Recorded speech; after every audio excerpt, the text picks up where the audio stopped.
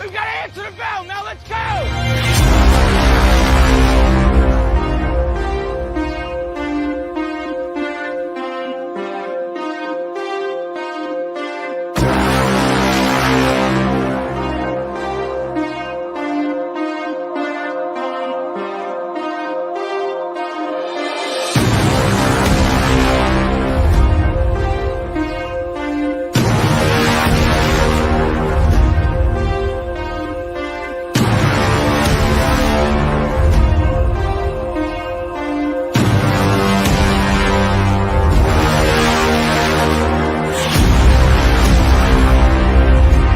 We are coming to you from the Lee Company studio. Glad to have you guys with us here on this Wild and Wacky Wednesday. The weirdest and wildest news from across the world coming your way in just a few moments. But first, we go back to the Real Property Solutions hotline as we talk with Mid-Tennessee Bone and Joints, Dr. Zach Farr.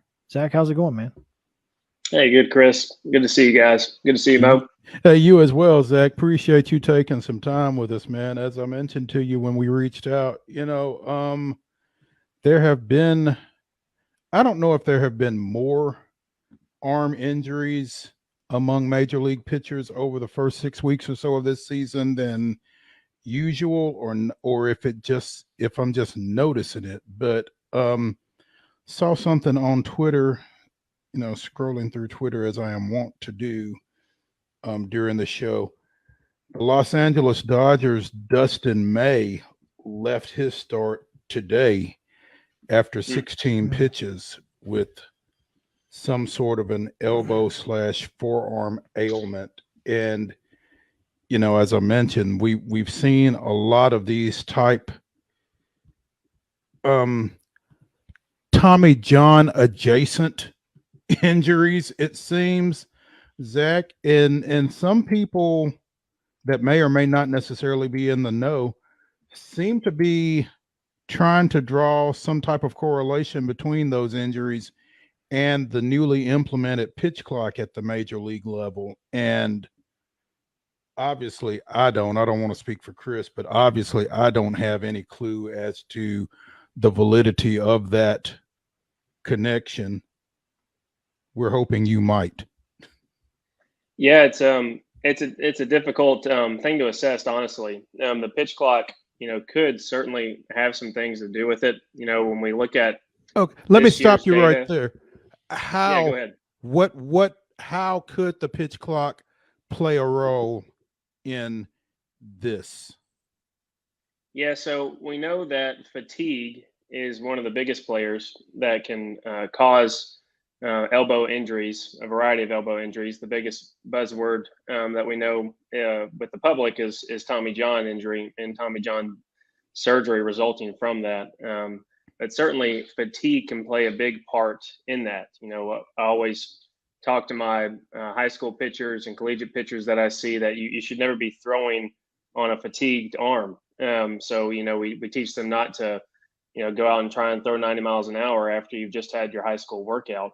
That's kind of a recipe for disaster. So in regards to the pitch clock, we are obviously increasing or decreasing the rest time between throws, essentially. And it happens on a micro and a macro level. You're decreasing the time between each pitch when the pitcher's on the bump, but when they're in the dugout, they're also in the dugout less time because the other pitcher's doing the same thing. So that's kind of a twofold increase in the amount of, or I guess a decrease in the amount of time they have to rest their arm. But these guys are high level elite athletes, so they'll make their adjustments. And when they worked with this with the minor leagues last year, they actually saw a decrease in injuries. So it's tough to draw big conclusions, this early on in the season. It may be nothing, but your mind, as a physician, does go places on what it could possibly be because of.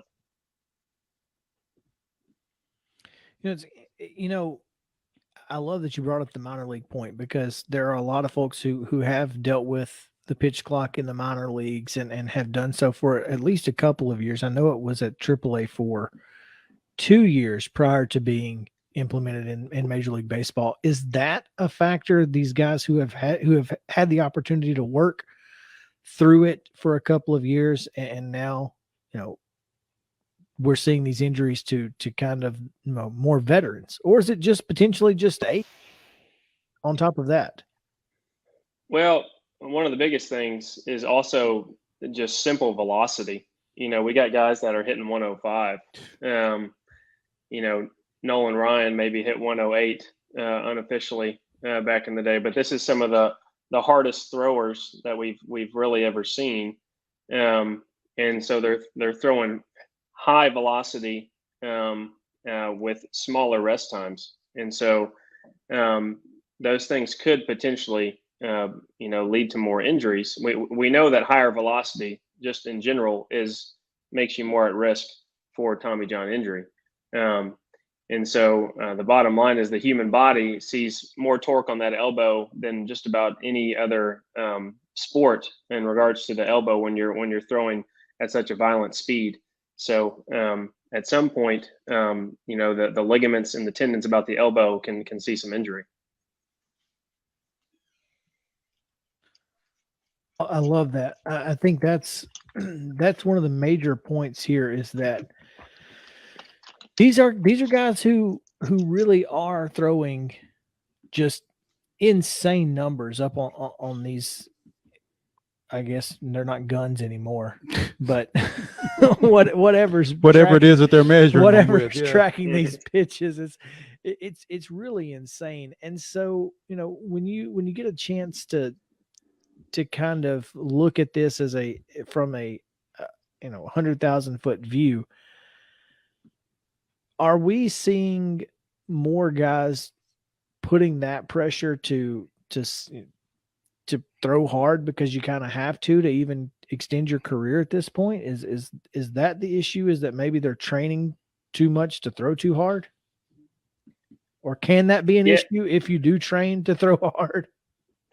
Yeah, no doubt that everybody wants to see, even from youth baseball, high velocity, right? It's just a simple metric that you can look at and say, hey, look how hard I'm throwing. They focus less on their mechanics, they focus less on their accuracy, and they just want to see three numbers on the gun. So if you're just simply trying to do velocity, then that can be a problem. You gotta have good mechanics. You gotta have good flexibility. You see it in our younger population. Some of them, as they get into their high school years, are bulking up for football, or bulking up because they utility and play other positions, and they also want to hit home runs, and so they get a little too tight, a little too bulky in their upper body, and decrease their flexibility, and so that puts more strain on their joints. And so there's a lot of factors that go into what causes those injuries. But fatigue, higher velocity, certainly those are two of the key components. Dr. Zach Farr, orthopedic surgeon with Mid-Tennessee Bone and Joint, joining us on the Real Property Solutions hotline here on Main Street Sports Today, presented by Mid-Tennessee Bone and Joint. And perfect. Yeah, right. Again, we just got done with our NASCAR segment a little bit ago, so we got to get all our sponsors in too. But Zach, fortunately, the pitch clock hasn't trickled down to high school athletics yet. As you talk about some of the things that you have to be concerned with in trying to prevent some of these arm injuries, do you feel like you're seeing more or less of those amongst local high school athletes these days than you have, or what's coming through your office along those lines these days? Yeah, no doubt you're seeing more Tommy John injuries, more strains, because baseball has just gotten more and more competitive over the years, and again, people want to focus on that high velocity number, and so John Smoltz talked about it being an epidemic. a decade ago or so, and we've seen that continue to rise. I think last year more than 30 of the pitchers drafted had already had Tommy John surgery before coming into the league. So I mean, a lot of these strong arms are getting Tommy John surgery in high school. Most of them now, more so than in college or professionally. Sometimes now it's trickled all the way down to early high school careers that are being affected by it. And it seems like a lot of these guys, Zach, are kind of wearing it as a badge of honor. It almost feels like there are, those who have had Tommy John and those who haven't had it yet, basically. Right. Yeah. I mean, the bottom line is the key thing to understand is you do not need to have Tommy John surgery in order to be a great baseball player. I mean, that's, I agree with you that kids and high schoolers up into college are starting to think I got to get this to throw better, and that's certainly not the case. The vast majority of these kids need to be focusing more on their mechanics, more on their flexibility in their conditioning than simply throwing as hard as they can until their elbow hurts. And to that point, I also understand that Tommy John surgery has some of the most strenuous, I guess physical therapy involved, and it doesn't not hurt. It's, I guess, the best way to put it. It's probably not the best way to put it, but it's not an easy thing to recover from.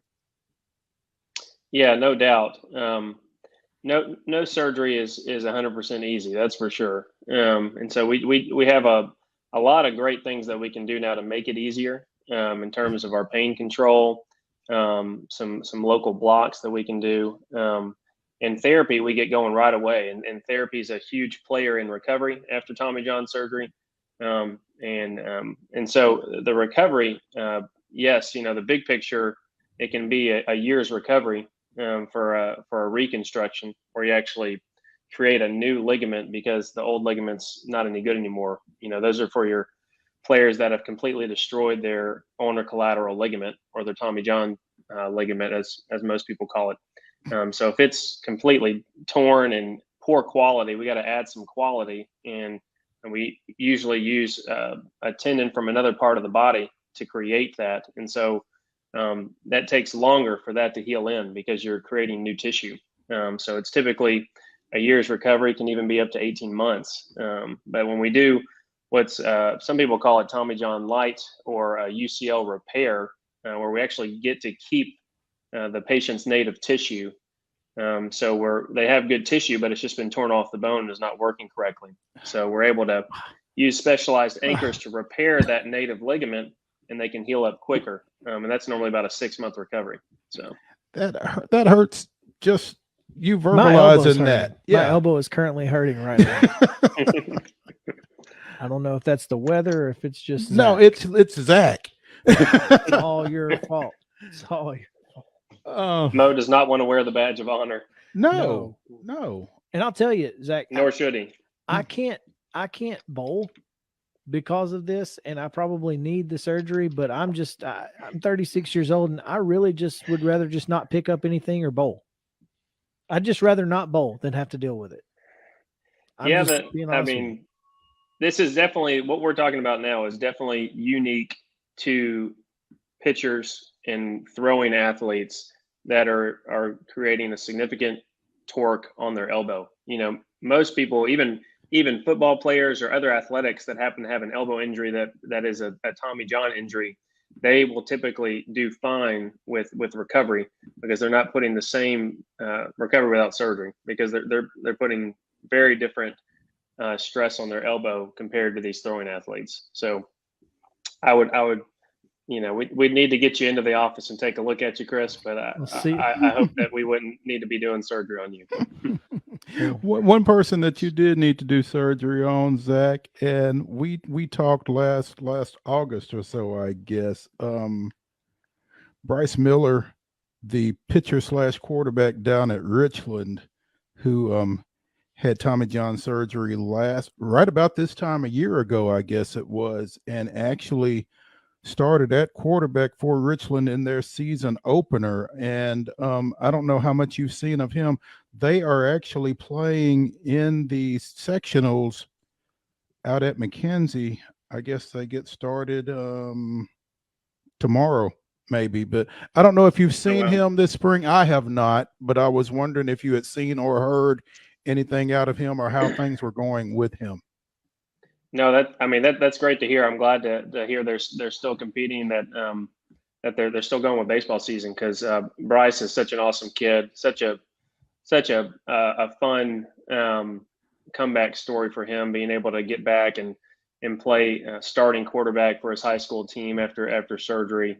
He's your classic patient that is a high level throwing athlete with an isolated Tommy John injury, but good tissue, and so he was a great candidate for the UCL repair that we talked about. And thankfully, he was a rock star in his recovery.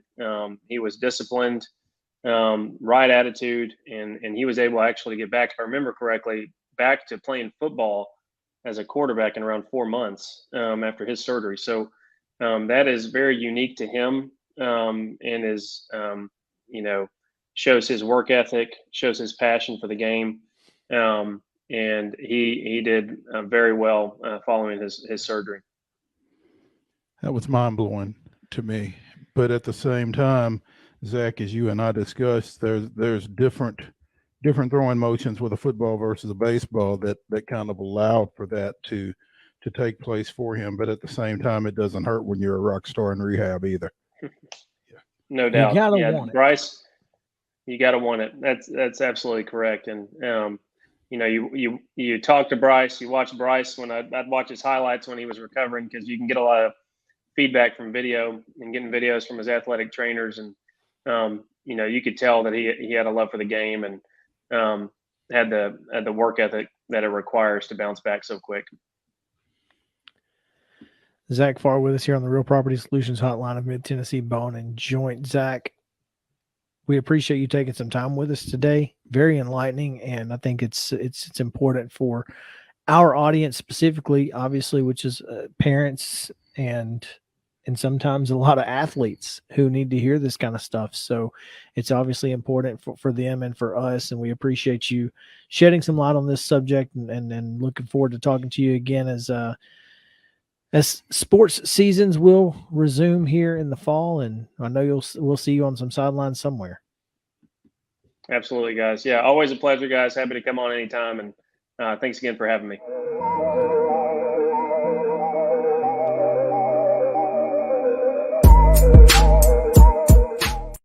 Mid-Tennessee Bone and Joint treats your orthopedic injuries and existing conditions. Our trained physicians will get you back in the game faster. Contact us at 931-381-2663 or www.mtbj.net.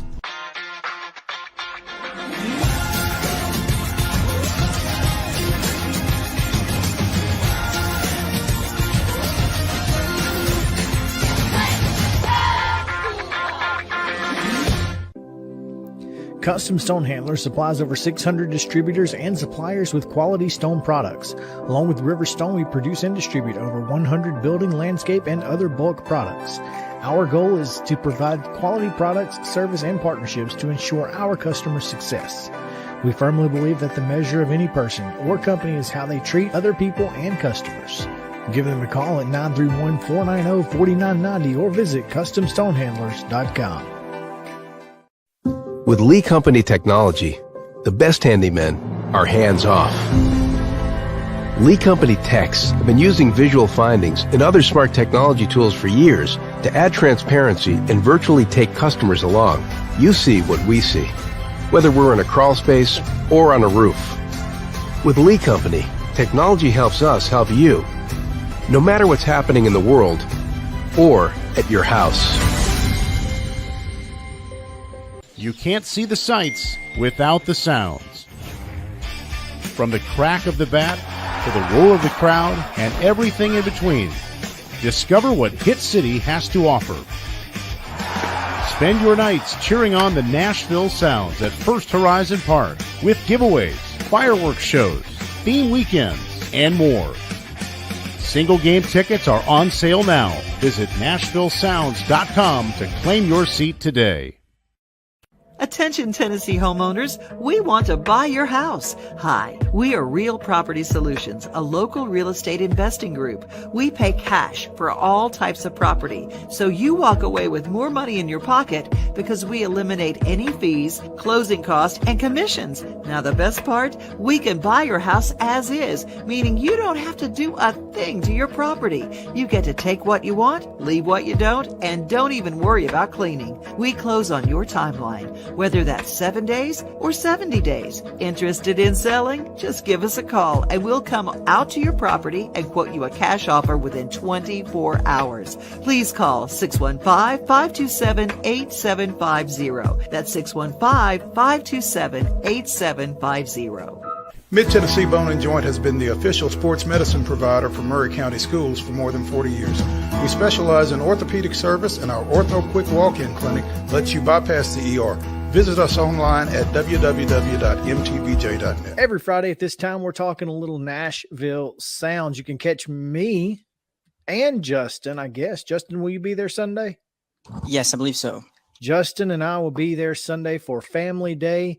Come say hello to us. Register for a Main Street Sports Today prize pack that's going to include a hat and a shirt. And you can get one of those Rand Has a Plan shirts in this prize pack. So register for that.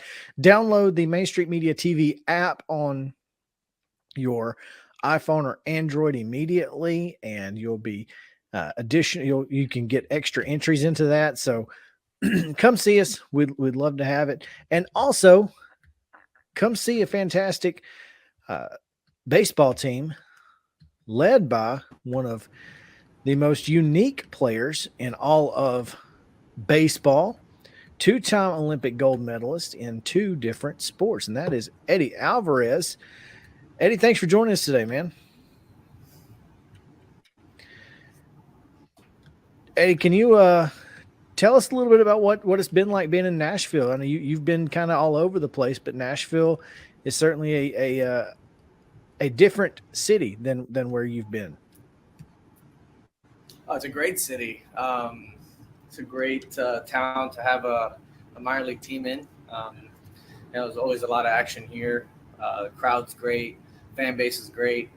I'm just excited that I get to pursue my big league dream of sticking around the big leagues a little longer in a city like this. So I'm absolutely honored and Tennessee proud now. That's nice. Eddie, Chris mentioned your uniqueness to athletics, I guess. I mean, a speed skater and a baseball player. I mean, it's not a combination that very many of us are familiar with, I don't guess. As a youngster, how were you able to, meld those two together? I mean, they just really feel diverse to a guy from Middle Tennessee, I guess. It's very diverse, very unique. I think the only person that's ever done speed skating and played in Major League Baseball was about 100 years ago. His name was Jim Thorpe, Oklahoma native. I got to play in Oklahoma City last year, being with the Dodgers, and it just so happened that there was a Jim Thorpe museum that's attached to the stadium, and I got to have a private tour through there and learn a little bit about his journey. Being a minority in this country, I can relate a lot to that as well. But being a speed skater from Miami, Florida, I don't know if anything can top that, to be honest. But really, things just kind of fell into my lap. Got a pair of skates when I was little, and grew up in the 90s in Miami, which was all about Walkmans and going to the beach and rollerblading. So I got scouted out, and it just so happened to take me all the way to the Olympics and touch Olympic ice and bring back some hardware for the United States. And then being Cuban American, baseball runs very deep in my blood. My family loves baseball. My brother played minor league baseball for 7 years, made it to the AAA level. And I was kind of followed in his footsteps in that sense. So after the Olympics, something was just kind of itching me to come back to the sport. Didn't think I was going to be able to make it all the way to the major leagues and the Olympics on top of that. But man, what a journey. I'm absolutely blessed. I'm honored. I'm proud. And really, it's just a blessing that I get to represent my family, my culture, and, do this for them, because they've sacrificed so much just to get over here and in search for more opportunity. Yeah, you mentioned rollerblading. And you're talking to a guy who has never been on skates. How much different are roller skates or rollerblades versus skates, the metal sharp blades? Yeah, so inline speed skates are on 4 wheels, and each wheel is about the size of a scooter wheel, 100 millimeters. And you got 4 of them lined up. A lot different feel being on rollerblades than it is being on a ice blade that's roughly the size of a quarter in diameter, or in width, sorry. But that's the sport, the concept of the sport is very similar. They're both very similar. So same racing, same strategies, almost the same distances, except for the fact that I used to skate marathons on inline skates. It's a lot like cycling in the sense of a company sponsors you and you go around the world and skate these marathons skating under that company. But yeah, speed skating, when I took up short track speed skating, it was a little bit of an adjustment period in my life, but thankfully I was little enough to really not be affected by it too much. Speaking with Eddie Alvarez here on the Real Property Solutions hotline, and Eddie, you've been all around the world. You've done it. You've been in the Olympics. You've skated, like you just said, in inline skates all over the world, and you've played baseball in the biggest of markets, LA, Miami, in your hometown. That's got to be cool. What drives you to continue this path? I mean, why continue to grind it out in AAA baseball to try and make the big league club? What motivates you to do that?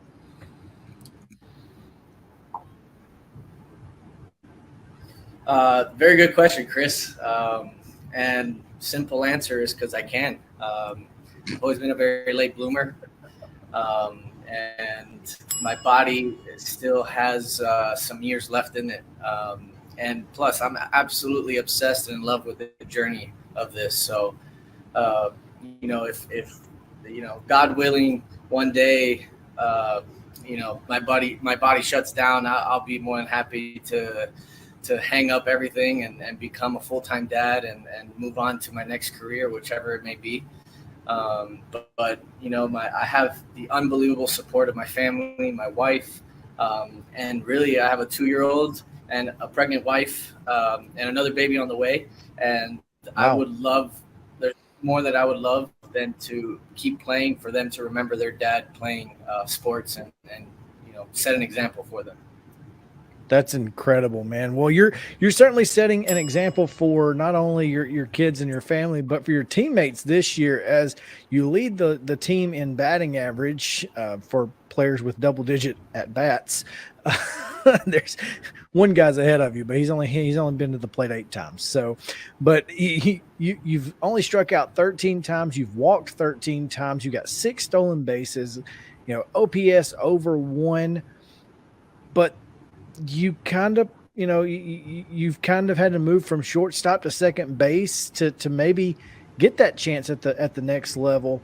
What's the difference in, obviously you're having a great year right now. How do you feel like your chances are of moving up to the big club now that you're playing on the other side of the base? So second base is a position that I've toyed a lot with throughout my whole minor league career. I'm primarily a shortstop, but when I signed with the Dodgers last year, they had approached me about playing in the outfield as well, just because I was swinging it so well last year as well, and that's what got me my ticket up to the big leagues last year with that team. It was probably one of the greatest teams ever assembled in a regular season. Having that 111 win record. But coming here, I've spoken a lot with front office guys, with Craig Counsell. I told them that I'm willing to do and play wherever, however, just to get myself in that lineup and do the best that I can do, best of my ability to score runs and help my team win. But I'm very comfortable at second base. It's something I played in high school at second as well. Mm-hmm. So throughout my whole career, I've always been able to play up the middle. Now I got to figure out how to get in the lineup at center field. Well, I mean, it would seem that your versatility is really something that would be valued at that level, Eddie. Again, you've played outfield, you've played middle infield. Do you feel like that's a strength of yours, that you do have that ability to move around and play a lot of different positions? Oh, absolutely. It opens doors for me. And to be honest with you, I don't have any other choice. When I signed my pro contract with the Chicago White Sox, I signed for no money. I'm not an investment. If you come to a Sounds game and watch me, I'm probably one of the shorter guys on the field. I'm not going to hit, 500-foot shots, but, I get the job done. I've always been proud of that. I play hard, I play fast, and I have to expose myself to different positions because it's the best opportunity for me to get up back to the big leagues and stick around a little bit longer, especially for a team like Milwaukee under Craig Counsell's management. I mean, there's a lot of moving pieces, and if I just keep kind of doing what I'm doing, I really believe that some doors will open up and I could go back up there and do the best that I can and help the club win.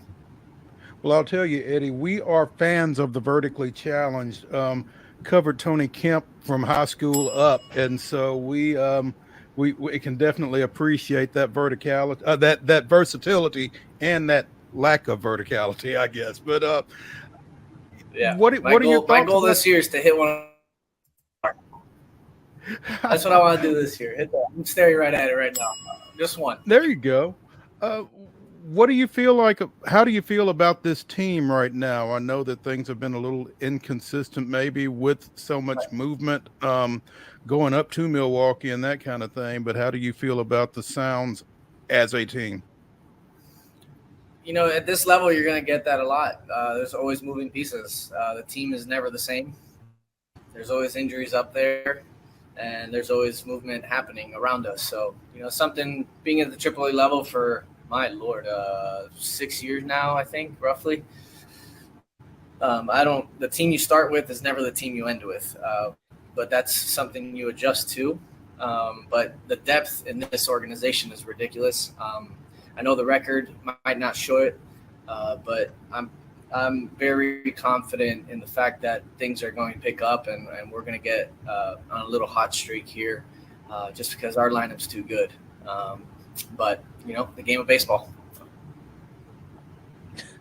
The game of baseball, indeed. Man, you never know what to expect. The Pittsburgh Pirates are leading the National League, and who thought that was going to happen? So and this has always been kind of a deep league at the AAA level, especially now with 20 teams in the International League. But talk a little bit about being able to kind of see, maybe you have a little leadership in the clubhouse. Do you feel like you being a guy who's been to the show a couple of times and you've kind of made that trip? Are you kind of a leader in the clubhouse for these guys? Yeah, there's a lot of depth here as well. We have guys like Keston Hiura, who's been a huge piece to the Milwaukee Brewers the last 3 years, who unfortunately had a little bit of his downs. He's come back and things have clicked for him recently, and he's kind of a presence in the clubhouse, and other guys as well. I mean, there's a lot of guys that have shared, that have time up in the big leagues that are here that are a strong presence as well. But I try and do my part. We also have a lot of young bucks, and I've been around enough to feel confident enough to give them some advice here and there. But there's a lot of talent, and if I could just have half talent with this mindset, man, I would have a lot of fun in this game. But I love helping. I love helping others around me. I've always been proud of that. I did it in the skating world. I've done it in the baseball world, and I'm going to do that continuing on in the future. Whoever needs and wants to hear my story. It's a unique one for sure. But boy, have I jumped some hurdles. Well, just be careful jumping those hurdles in skates. That's, I'm sure you could land it, but that's, you never know what might happen. Eddie Alvarez on the Real Property Solutions Hotline here with us on Main Street Sports today. Tonight, the Nashville Sounds will have fireworks. If you are looking for something to do tonight, no better place to be than First Horizon Park. It'd be a great ball game with the Omaha Storm Chasers, and then afterwards Fox 17 fireworks will take place. So make sure, get out there. Hopefully the team will provide some fireworks during the game and afterwards as well. Eddie, thanks for taking some time with us today, man. We really appreciate it and look forward to seeing you on the diamond here in Nashville. Appreciate it. See you boys Sunday, right?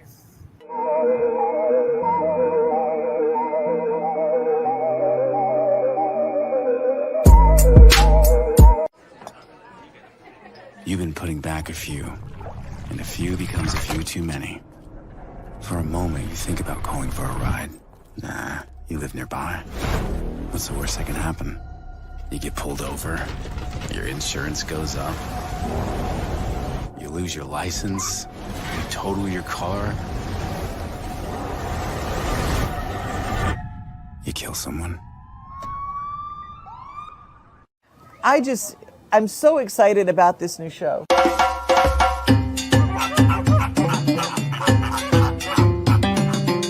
Dino Trek is back again this year. It's bigger than we've ever had it before.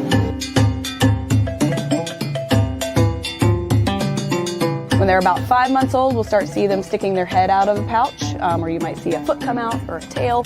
It's like an Airbnb for Joey's.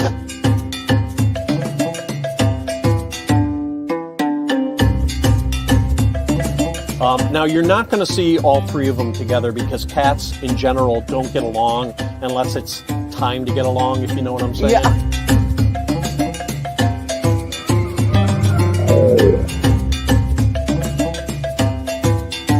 Lions and tigers and bears. Oh, my. Well, we're 2/3 of the way there.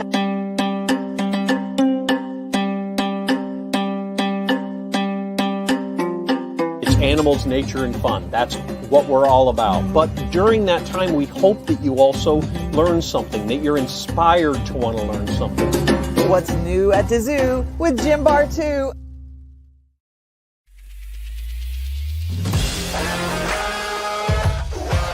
Hockey in Music City just hits different. It's one big honky-tonk party. It's the sea of gold in the crowd, the goals, the saves, the celebrations. It's an experience like no other. Experience Predators hockey all season long.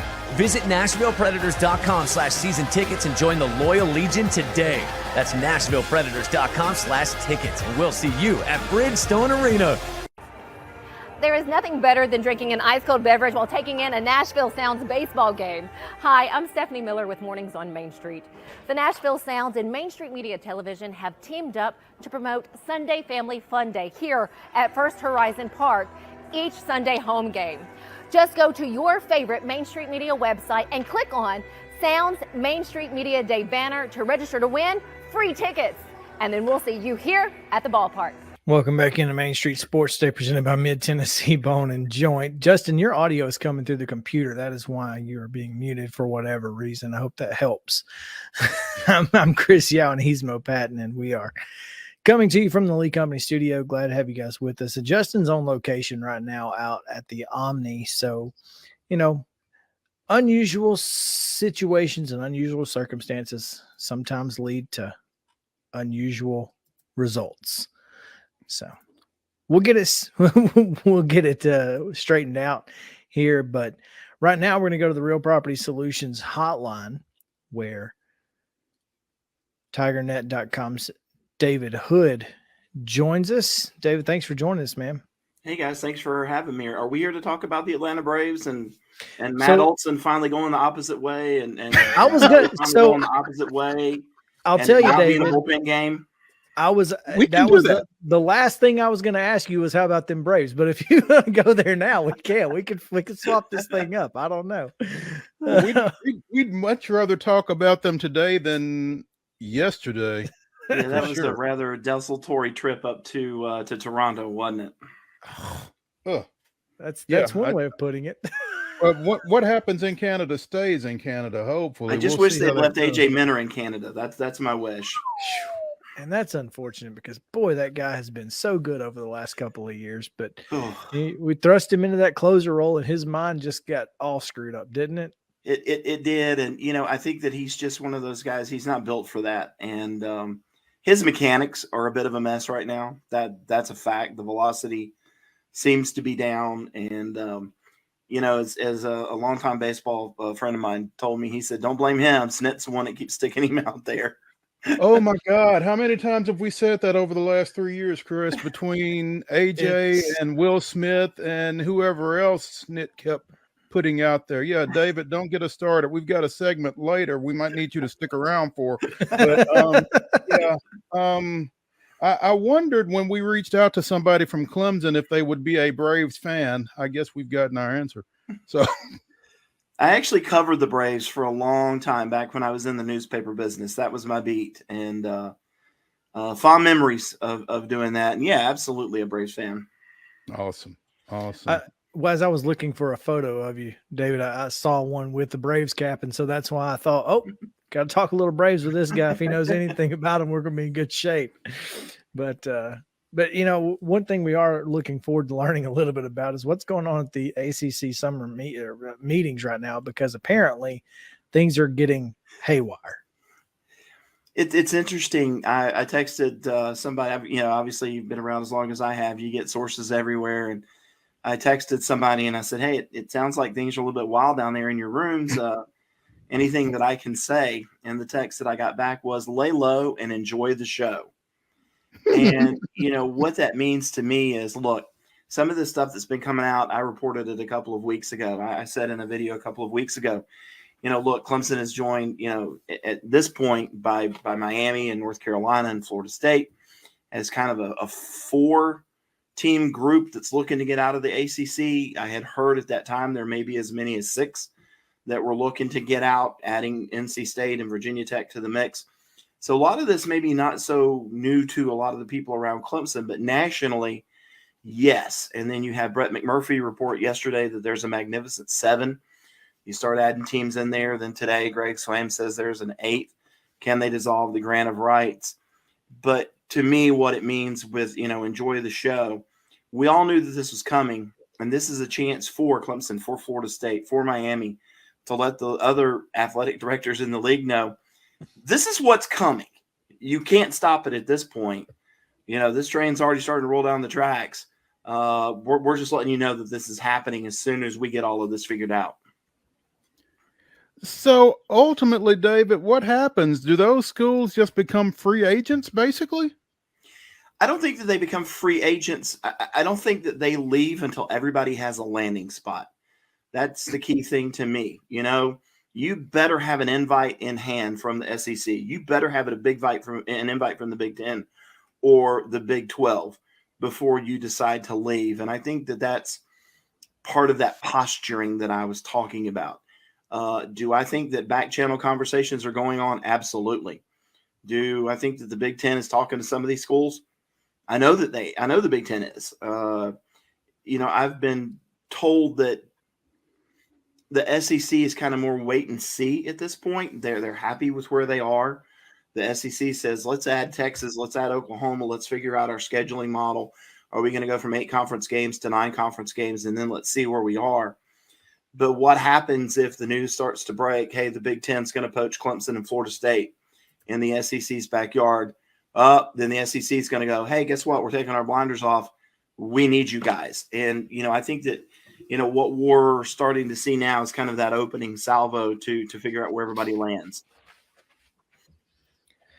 Well, I think that's a fair overall look at it. And I think my question is, if it's the Big 12 who's calling and who's really in this, what's the point? Yeah, I think for the Big 12, they want to be a national conference because, they're already talking about poaching teams from the Pac-12. Right. They're talking about poaching Colorado. They're talking about poaching Arizona. Can they add somebody else from the Pac-12? Well, they've already got West Virginia now. Can they add somebody from, even further down on the East Coast? Can they add a North Carolina State or somebody like that, become a true national conference to where when all of the dust settles, now you're going to have 3 conferences that are in play for all of this. You're going to have, the Big 12, the SEC, and the Big 10. And what I try to tell people, it's so funny that down at the Orange Bowl, I had a conversation with a money person that's really big in college athletics. And I said, is it still the Power 5? And he said, it's not the Power 5 anymore. It's the Power 2. It's the Big 10 and it's the SEC. And, the Big 12 doesn't want to get left behind, and they realize that. So that's, and that's, I guess if you add those teams, when you've got, you think about Cincinnati, West Virginia, UCF, you add 4 more teams from the East Coast, and now you've got a really strong base on the East Coast, plus what you have in Texas West. That would make a lot of sense for the Big 12. And they then become what was thought to be a potential afterthought into moving into at least probably the number 3 spot on the conference level. So them not having a TV deal in place right now, I think is that a problem for these ACC schools, or is that a negotiating power because they don't have to go into a deal that's already there? Yeah, I think negotiating power. I think the Big 12 actually don't they have a deal? Am I wrong on that? It's the Pac-12 that doesn't have a deal. They're still negotiating. And from what I understand, the Big 12 has kickers inside their deal that says if we add other teams, then the revenue goes up. That's right. They signed the deal in October. They signed the deal last year right after the SEC and the Big 10 did theirs. So, there's kickers added for these teams. There's incentives. And, for the ACC, you're hearing about a lot of things like athletic directors are fighting. I don't believe that, but I believe that there's a lot of angst in that athletic director's room because if you're Syracuse, what happens to you? If you're Boston College, what happens to you? If you're Wake Forest, who actually kind of cares about football, but has a small alumni base because they only have 7,000 students in their school, who only has a stadium that seats 40,000, you care, but what happens to Wake Forest? What happens to Duke? Do these teams go join the Big East and play basketball? Does the ACC, what's left of it, go poach these teams and try and create some sense of normalcy? But man, if I'm Syracuse, Boston College, I'm scared to death. Yeah, and there is nowhere, and that was my big question, was where do you go? Because again, Georgia Tech hasn't really been mentioned in these conversations either. So you're talking about the Atlanta media market not being involved in this. That's wild to me. It is. And, it's funny. In talking to people, I said, how much does this matter? Media markets, we keep hearing about this. Media markets, how much does it matter? And this is something to kind of keep in mind. The way the example was given to me, let's just use Atlanta, or let's use Georgia as an example. Suppose that you're a Comcast or a Spectrum customer inside the state of Georgia. Comcast or Spectrum will pay $1.40 to the SEC network for every citizen in the state of Georgia. That's part of their contract. But let's say that you're a Spectrum or a Comcast customer in the state of North Carolina. Well, those companies only pay 10 cents for every citizen in the state because there's no SEC teams. So here you go. So does it make sense for the SEC money-wise to add a team from North Carolina over, say, Georgia Tech, yeah, because they've already got the Georgia money. Georgia Tech doesn't add anything to it, but a North Carolina or North Carolina State or somebody like that does. Clemson's in the same boat. Already got South Carolina in the SEC. So what does Clemson add monetarily to the SEC? Probably not a lot right off the bat, but they would add something to the Big Ten.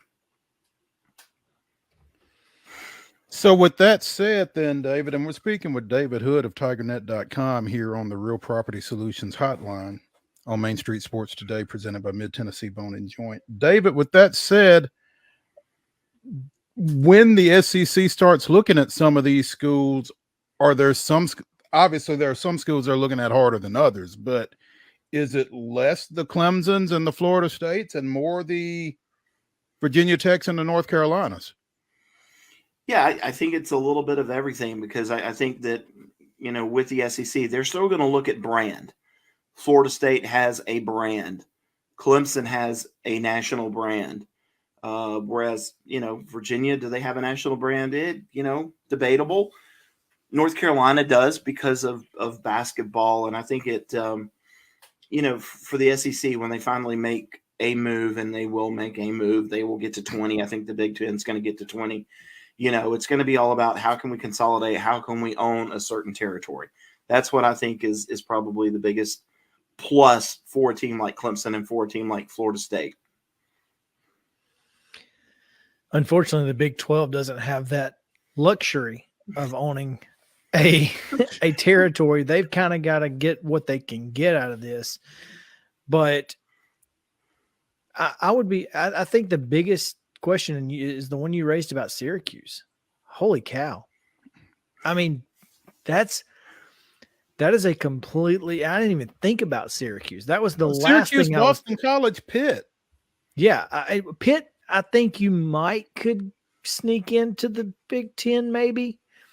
I mean, if Rutgers is there. I think my thing is, though, if as far as that goes, if Pitt, A, could go to the Big Ten, or B, wanted to go to the Big Ten, wouldn't they already be there? They can't. That's the problem.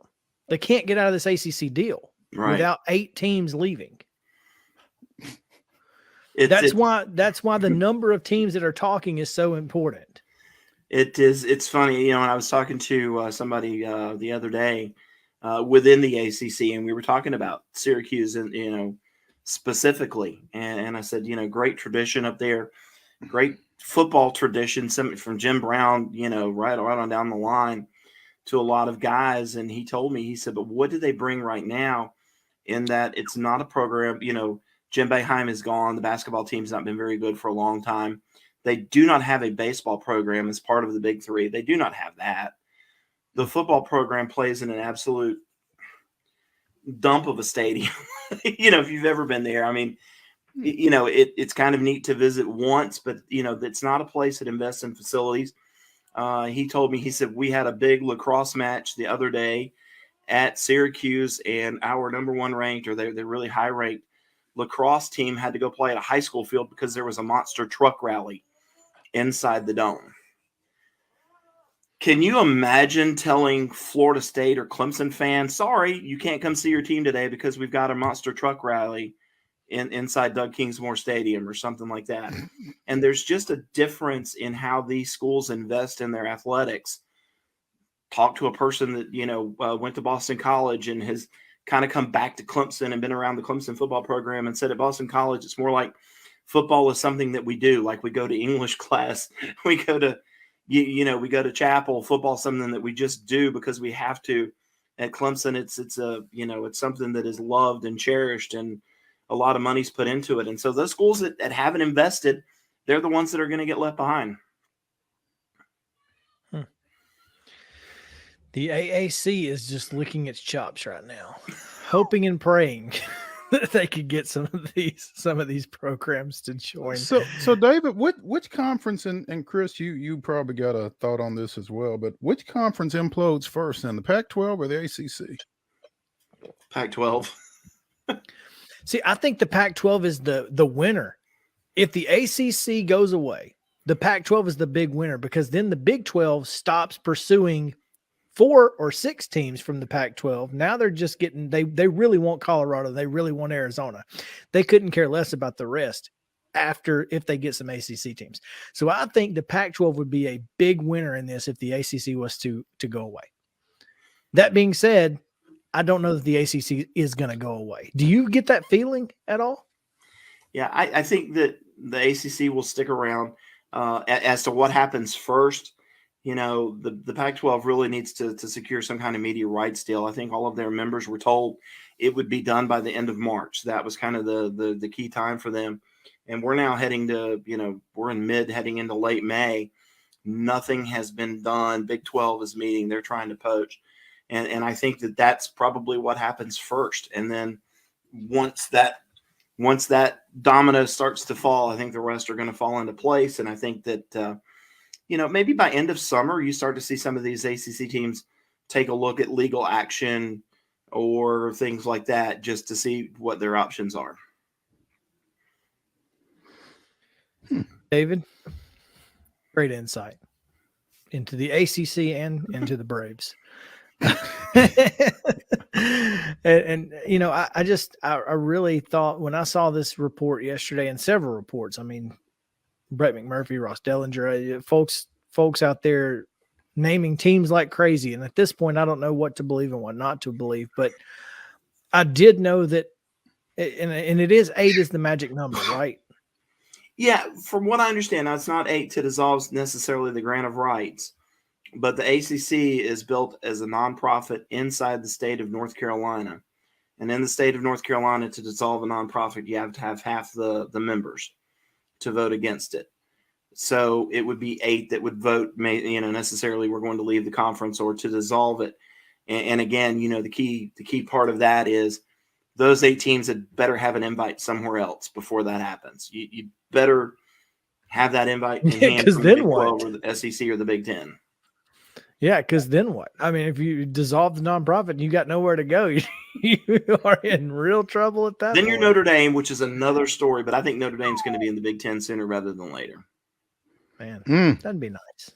We'd like to see it. I asked somebody, I said, what are the chances that Notre Dame swoops in and saves the day for the ACC? And he said, is there something less than 0? Is anybody a math guy? Is there a number that's less than 0? That's what is happening with Notre Dame. Alrighty then. So no, the Notre Dame is not on the radar for the ACC. Right.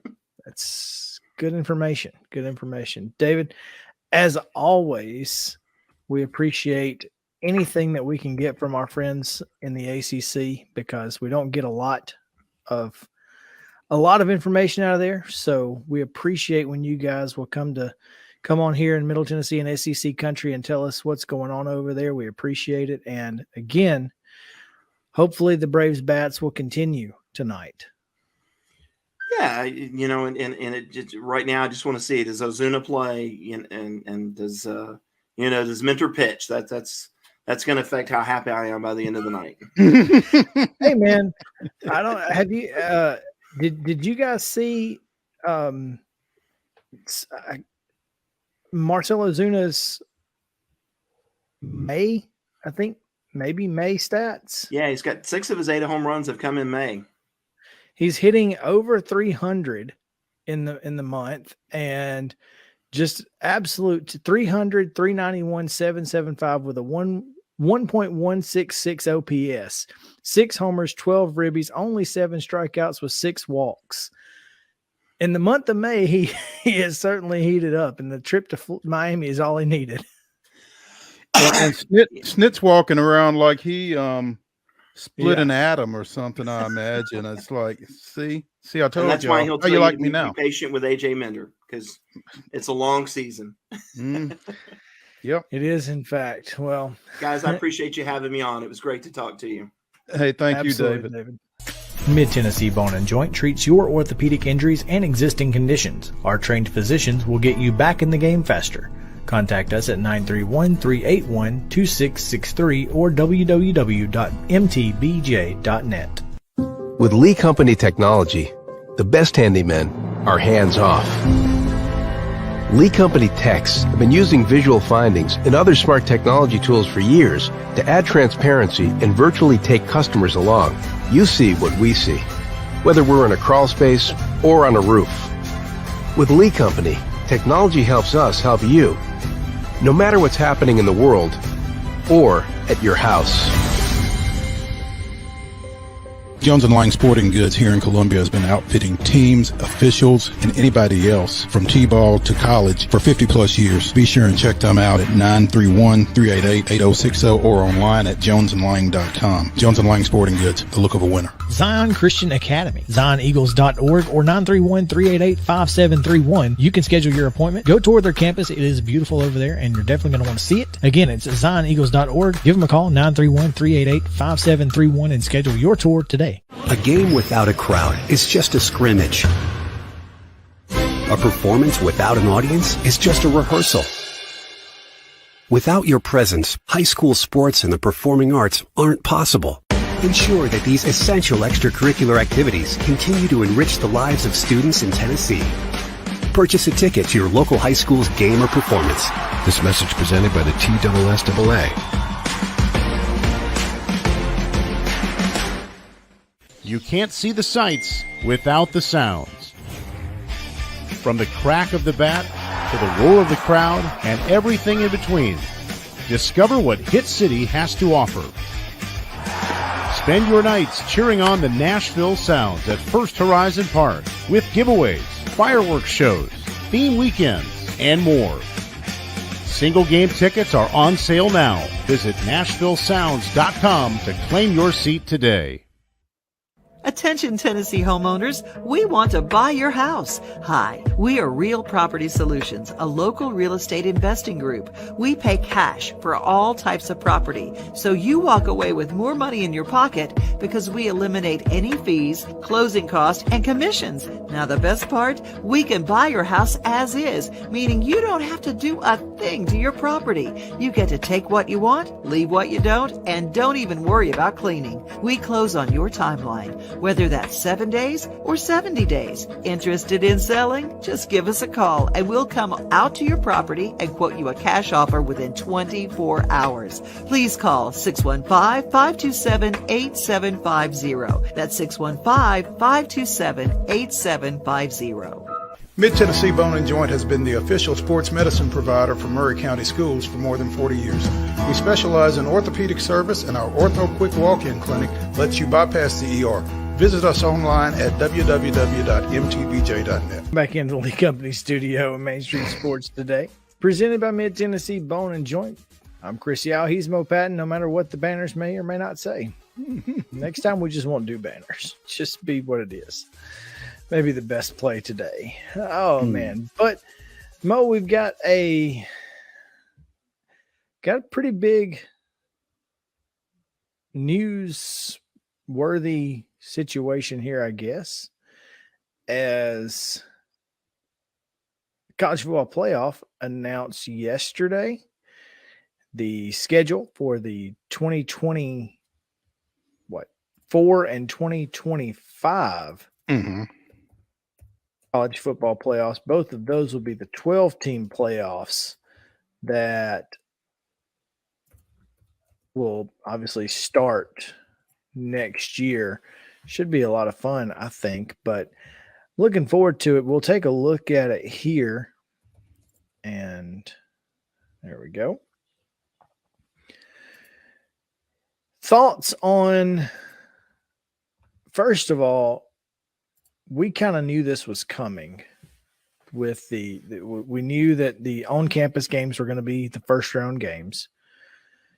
They'll take place the Friday and Saturday before Christmas on campus. And to me, I feel like that's a pretty solid time that gives you a week off between, which I don't think teams in this, most of the teams in these games won't be playing for conference championships 2 weeks prior. Or maybe they will. I mean, maybe, you got to. Well, I mean, some will. Some will. You're gonna have some at larges in there, but you're also gonna have like your G5 champions that advance are going to have played for their conference championships. I guess that's true. Yeah. And some of some of them could very well be seated in that in that, what is it, 5 to 12 range? 5 I to guess 12, yeah, because I mean, all of your No. G5s aren't going to be top 4. not 5 to 12. What? Is it? Yeah, I guess it's it is. 12 Okay. teams, right? Yeah. So Yeah, so that's your right. first round is 5-12, That's 6-11, 7-10, and 8-9, Right. Okay. and those are going to be on campus.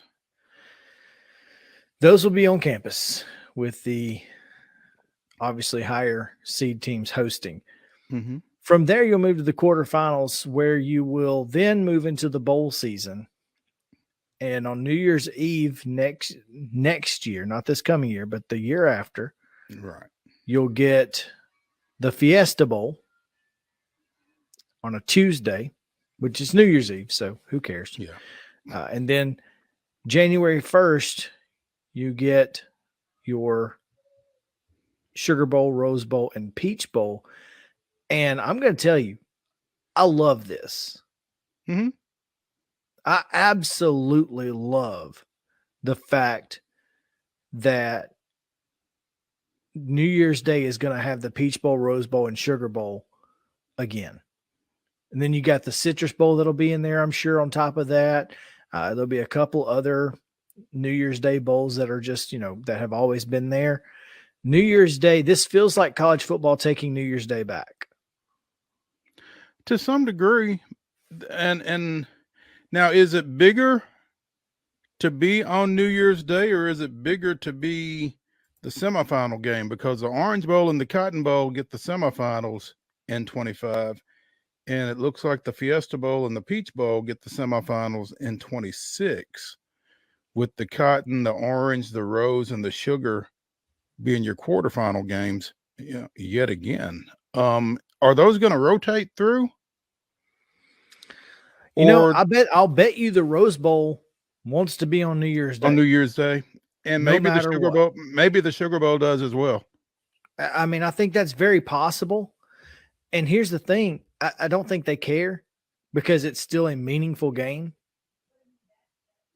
And of course, Pasadena and New Orleans are going to get championships.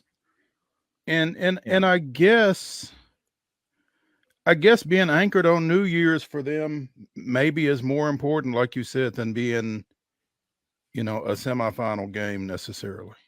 Yeah, I don't think the what round playoff they're in really matters to them, because again, like I said, they're going to get championship games. Mm-hmm. I mean, Pasadena and New Orleans are going to get championship games. They just are.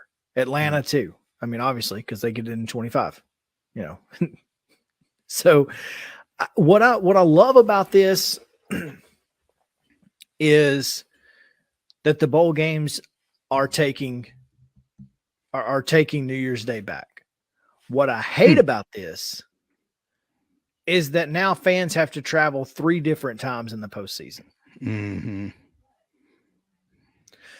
That being said, you could also argue that fans who would not normally get to go to a Rose Bowl, Orange Bowl, Sugar Bowl, Cotton Bowl might get an opportunity to do so because, those people They've got a team in it.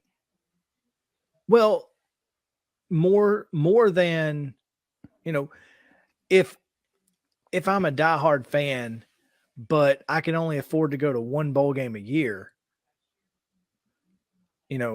I may not go to the Rose Bowl or Sugar Bowl and try to go to the Peach Bowl or the Fiesta Bowl or the national championship or something like that. So, or maybe those diehard fans can't get off the second time. So now an additional set of fans. Now, obviously it's going to be a smaller number, but there's going to be an additional set of fans who have the opportunity to go to those bowl games because other fans won't be. Does that make sense? Yeah, it does. It does. That's a good point. There's going to be some ticket availability that might not be there otherwise. Right. And I think that's a cool thing. So yeah, I mean, there are positives and negatives to it all. Mm-hmm. But the way that this sets up, especially for the semifinals, and I know this sounds goofy because it's Thursday and Friday. But if you're a fan of football, you're talking about Super Wild Card Weekend. You're talking about a Thursday night college football semifinal, a Friday night college football semifinal, 2 Saturday wild card games, 2 Sunday wild card games. Are you kidding me? Yes, please. Grocery stores will be sold out. Won't be no wings nowhere. And you can't afford wings as it is. Well, there's that. $1.50 a piece these days. Right. Goodness No, gracious. I mean, but seriously, I saw, I don't remember who it was. I saw someone on my Twitter who basically said, I'm going to be posted up every day. Every day. You are not going to get me out of the chair from Thursday through Sunday. Just don't even try. Just going to sleep in it. I mean, why not? Kidding me? This is going to be fantastic. Now, is it the greatest thing in the world for, is it the best deal possible? No. But everybody's got to give a little to get a little. Mm-hmm. Yeah, and to pull something off like this, you're not going to get 100% acceptance. That, like you said, not everybody's going to be happy with this, but to do it this way, this is the best. I'm not sure what the alternative is that works. And then you got a national championship on us January 20th and January 19th. Now, listen, I'm all for a shorter period of time between the end of college football and the beginning of college football. So I'm not going to argue a whole lot here. But I tell you what, I mean, if you're talking about not necessarily player safety, but, excuse me, student athlete integrity, surely they're into the spring semester. That's right at the end of your Christmas break. Typically they start on the 20th or the 19th. So you're talking about missing a day of school, maybe at most. Well, so I think I think that had to be part of the discussion. I can't imagine that it was not part of the discussion. So here's the question, Chris. That national championship that's in Atlanta in 2025 and Miami of 2026. How soon does that say Nashville?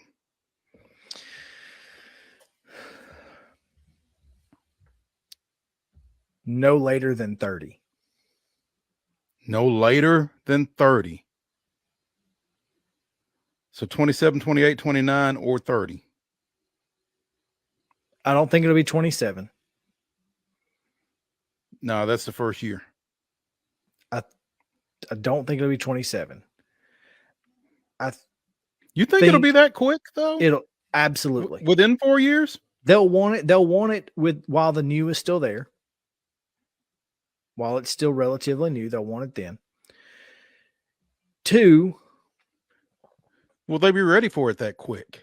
Whenever the Fiesta Bowl's opportunity comes up, Nashville will get it. I don't know when Tempe's supposed to get it again, but whenever that is, that's when Nashville will get it. What's your basis for that?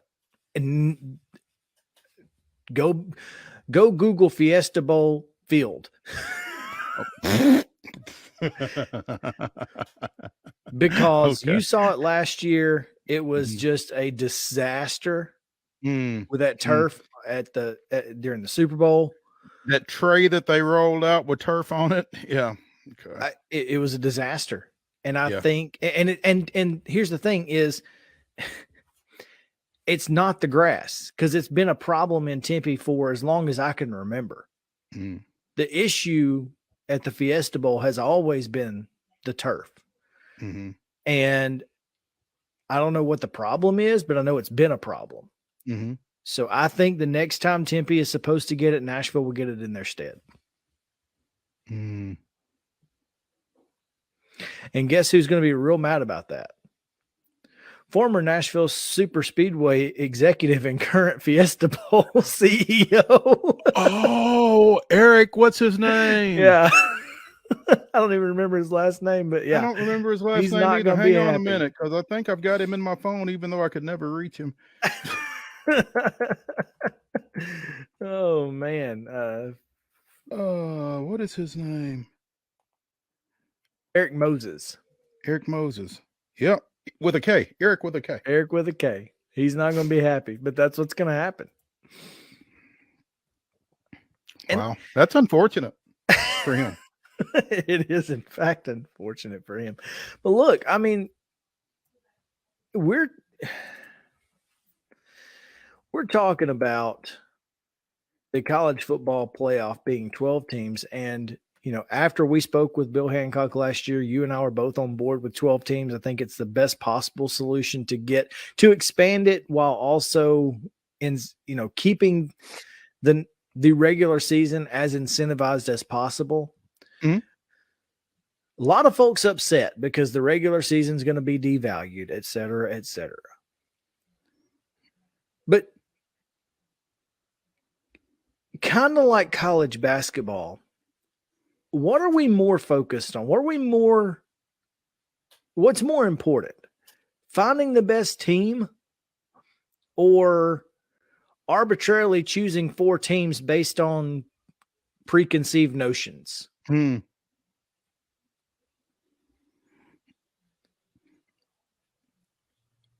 would like to think that finding the best team is the objective. I'd like to think. I guess I'm just that idealistic. And I think there has to be a willingness to realize that the best team might not necessarily be who we think it is. I mean, again, we threw Texas Christian up there all year. And, got a friend whose son was on that team, and I hate this, but I mean, for them to get undressed the way they did in the championship game really makes you wonder if they should have been there. Or makes me wonder. Or maybe Georgia just would have done that to anybody. Well, I mean, I think Georgia would have done that to most anybody. I think the style of play, is what it is between the two. But you got to remember, they whipped a Michigan team that whipped Ohio State, that Ohio State took to the wire, took Georgia to the wire. Mm-hmm. So, I mean, I think that's what's important is that, you can't play the A equals B, B equals C, A equals C Pythagorean theorem scenario here. You can't do that in college football. It's all about lining up and playing the game. And I think that, to that point, maybe it's, like we talk about with the NCAA tournament, maybe it's matchups. It is matchups. And I think, what is it? As I look at it, it's potentially 4 rounds, right? Yeah. If you're a 5 seed or lower. Yeah, right. Potentially 4 rounds. But you've got teams that have the bye ahead of you.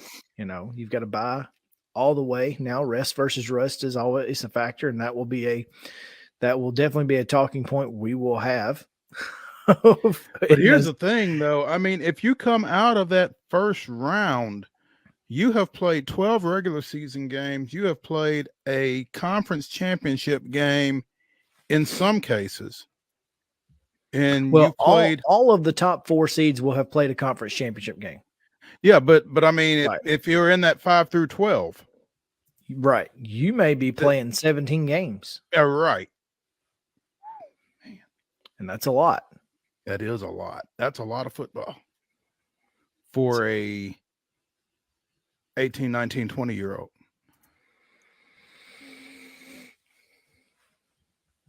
And one that goes to Tulane. A Tulane student. This is not, a for sure 5-star gonna go to the NFL draft kind of guy who needs to be in class kind of guy. You know what I mean? Guy who needs his degree, huh? Is that what you're saying? So, I mean, there's that. But also, it's not a problem for the NCAA tournament. Yeah, I mean, how much was Florida Atlantic on campus during the month of March? And most of this is taking place during Christmas break. Almost all of it will take place during Christmas break or winter break, whatever. Right. So, and here's the thing. Hey, if you go to the national championship, you got three opportunities to get great bowl swag. Gotta love that. Bowl swag is always good. So anyway, I'm looking forward to this, man. This is going to be a positive. I know I'm in the minority. I'm aware of that, or at least based on my Twitter feed, I'm in the minority, but I think 12 is perfect. I think it makes the regular season, it keeps the regular season value Important. Mhm. important because of one, if you're a 5 through 8, you get to play at home. 2, If you're a 1 through 4, you get the bye. You get the bye. Yep. So it's still important to be a 1 through 8 seed. But it also gives the ability for UCF from 19? Mm-hmm. It also gives Boise State from 2008. It gives Tulane, who absolutely destroyed, USC. Also, Tennessee probably makes the playoff last year. 12 teams? No question. And Tennessee, Clemson is probably on campus. Where it would have been, I don't know, but it's probably on campus. You can't tell me that Tennessee, Clemson on one of those two campuses wouldn't have been the greatest playoff atmosphere in the history of college football. Ever. Yeah. Are you kidding me? And now both of those teams have something to play for. It matters who wins that game. Right. So maybe we devalue the regular season just a tad, but we have increased the value of the postseason exponentially, far outweighing the devaluation of the regular season that may be there. Of course, Saban's mad. Saban's always mad. Is Saban mad though, or is it a warning? Because you never know. And typically when he's mad, it is a warning. So and he's like, okay, listen, I don't like it, but if that's the rules, that's the rules. I'm gonna beat you with them too. Oh, to answer your question, Geezer, the seating capacity of the new Nashville Stadium will be 60,000. So, which is what the NFL says is the minimum for a Super Bowl. Yeah. And obviously Nashville. And if it had been 48, that would have been the minimum for a Super Bowl too. Yeah, be aware that in the next 12 months, Nashville getting a Super Bowl will be announced. You think it'll be that quick? I mean, they'll announce it in the next 12 months. They'll say Nashville's getting it in 2028 or whatever, or 29 or whenever they're going to get it. Right. But they're going to announce it within the next year. So, all right. Get ready, Nashville. Things are about to pop off.